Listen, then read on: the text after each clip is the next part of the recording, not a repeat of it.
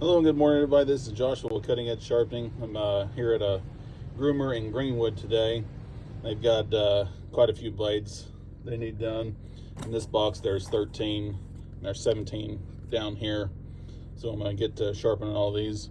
I've also got another person that is meeting me here today sometime to have some of their hunting knives sharpened because they're getting ready to go hunting and they need their knives sharpened. So I'm going to get off here and get to work on these and wait for that other gentleman or customer to show up. So I'm gonna get off here and get to sharpening. It's gonna take me a little bit, so I'm gonna get this done. So I'm gonna get off here. Y'all have a good day.